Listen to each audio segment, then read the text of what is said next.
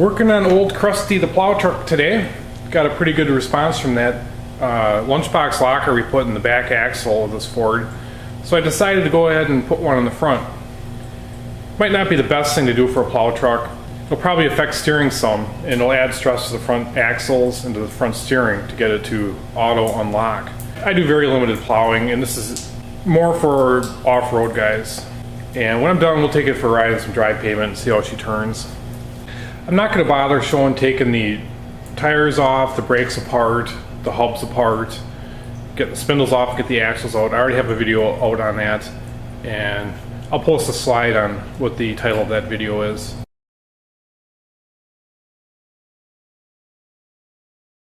So here's what we're up against. Here's the Dana 44 pumpkin, and you can see this is an independent front suspension, which is going to add stresses for a locker in there for it to auto unlock. So we're going to take out the drive shaft here, just unbolt it and wire it up. There's two bolts here to be taken off, and then all the bolts on the front side. I got the nuts off that hold the front drive shaft in. You can see there's a slip joint back here, so I'm going to be able to move this drive shaft backwards and wire it up. We're just going to take all the bolts out in front and see if we can get it to crack and drain. We may possibly add a drain plug to this.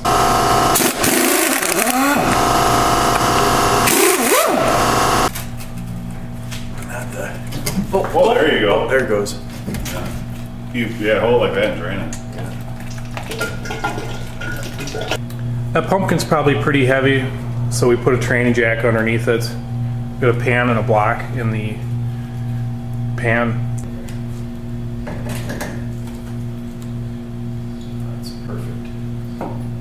Here's the pumpkin on the bench. You can see we have an open carrier in there. There's no clutch packs here. And we're going to start by taking the E-clip out so we can get that axle out of the pumpkin. Looks like I just stick a screwdriver there and pop it out. Oh, yeah. So here's the E-clip. We just popped it out. The axle slid right out, and I'm not sure yet, but some of these carriers and lockers require that this become a full floating axle where you can pull it right out with no E-clip. And you have to spring load it. That's advantageous because you can change this U-joint out without taking the whole works apart. We're going to take these bearing caps off next, and they should be put back on in the same position they were taken off. And looks like it's already been apart. There's a sideways J here stamped into the case, and over here there's the up and down J. And any shims that come with the cap will be kept with them, so we have the proper backlash when we put this back together.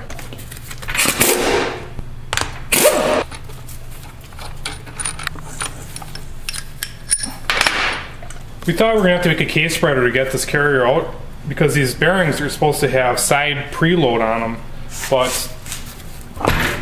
there's hardly any preload on this, so it's coming right out. Alright, to get our locker in here, we got to take these spider gears out, and to do that there's a cross pin that has to come out. It's held in by a roll pin, and for the cross pin to come out, the ring gear has to come off of this carrier. So we're going to go ahead and take all these bolts off and then separate the ring gear from the carrier. Before I do that, I'll put a witness mark on this ring gear and this carrier to make sure I get the ring gear back on in the exact same position. There's a white paint mark on the ring gear, and there's already some lines punched into this carrier. So when I put it back together, I'll use this as my witness mark. It's like their standard right hand thread. I thought I was gonna have to use my press to get this ring gear off, but it's just tapping right off. And we're going to try to knock out this roll pin.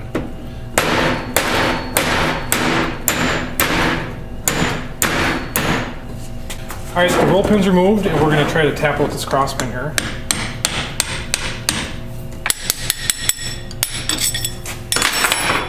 I'm just going to turn the side gear here to get these spider gears out. Looks like there's shims that come with them when the side gears come right on out.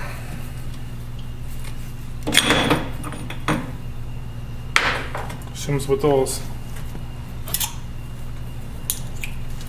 So here's the Spartan Locker Kit. They got this big flag on there. It says assembled in the USA. So basically they printed off a fancy box, but the components are probably made overseas. Here she is. You can see these components are quite a bit smaller than the 8.8 locker I just put in. And the videos I watch on YouTube, this part here would typically fail, but those guys are climbing rocks and stuff, and I don't have any plans on doing that.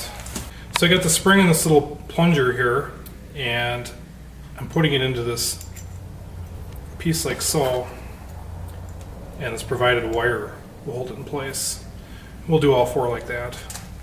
Getting ready to install the side gear, put a little lube on there, and these are installed without the thrust washer. This carrier has been cleaned, inspected for cracks. It's looking good. Put both of those in.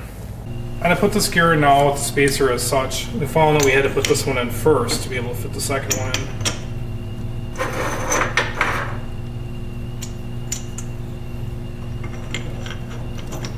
Can you pull one of the pins? Pull the pin? Yeah.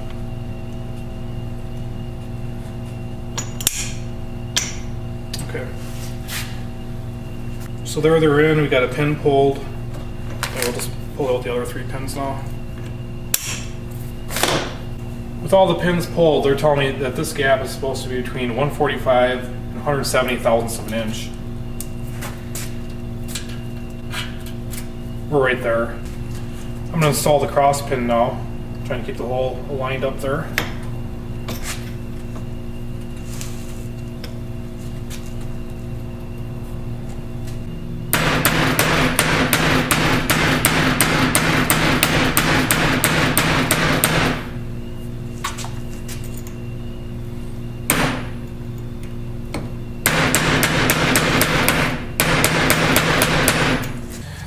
I'm putting the ring gear back on the same way I took it off here. I'm just going to thread a couple bolts in and then tap it into place. I'm not going to use the bolts to suck it in.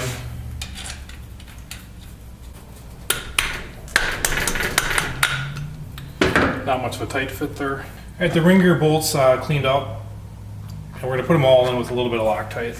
Here's how I'm torquing these ring gear bolts down. I have old bearings in my press, so I'm on the inside of the bearings there, and you can hold the carrier tight that way.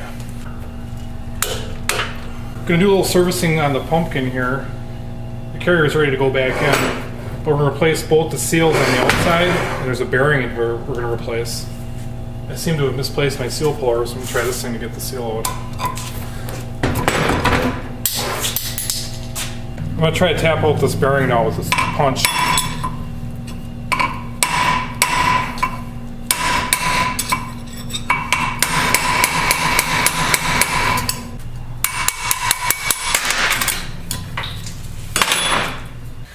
We're going to go ahead and pop this seal out now and replace that one as well.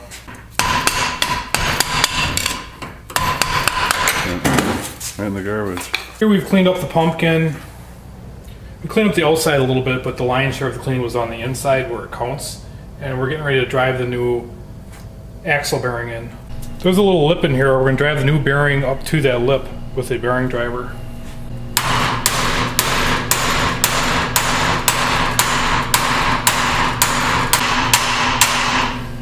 In goes the seal, same driver.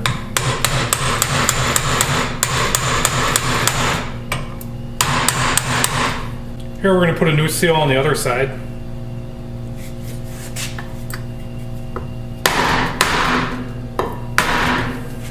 We'll put some gear lube on the lips of these seals and that bearing before we put the axles in. If I had a shim pack here, I'd probably add an equal amount of shim on each side to preload these bearings some. I'm torquing these main caps to spec.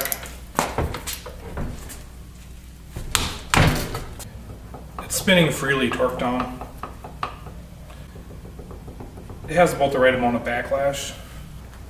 You can see there's no way to get that E-clip back in there with this thing assembled.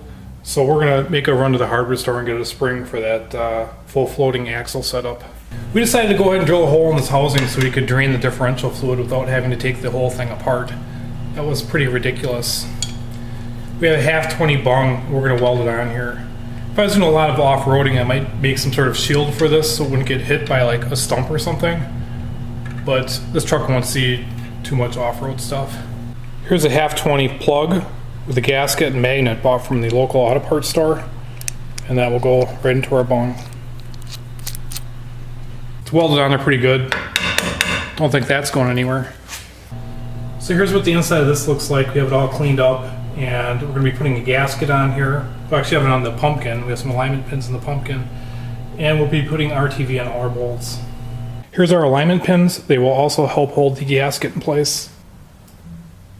We got all the pumpkin bolts landed, and we're getting ready to put the axles back in, and then we'll put it all back together and take her for a little road test. We're putting the passenger side axle back in here, and since we didn't put that E-clip on, we went ahead and fitted it with a spring. There's a lot of blogs on that, a lot of different ways to figure out how to do it. Right now the suspension is all the way in the down position, so this would be like we're flying through the air. And you can see it's sprung loaded. Alright, she's all back together. We're seeing if we can get another fill out of the $5 transfer pump that everybody ranked on.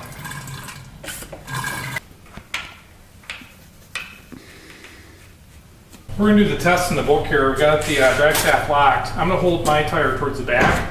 My partner's try to ratchet his forward. And I'm going to hold mine forward.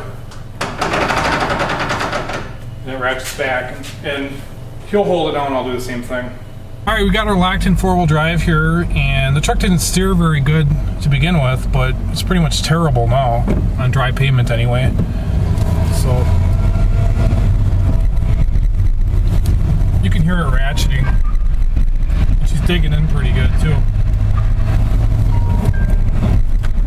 After playing around with this, I came to the conclusion that with this independent front axle, this lunchbox locker is not the way to go. It would have been an air locker. Not sure how this would work in a straight axle. We got some snowbanks in front of us here. We're gonna see what happens. See about a 3-footer? At least.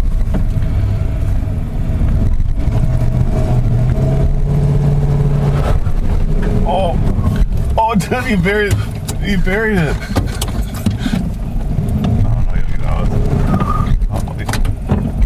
We're stuck on the frame.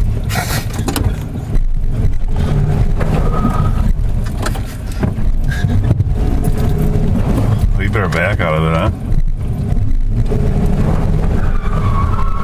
Holy shit. Now you... Oh, dude, it just plowed it is all it did.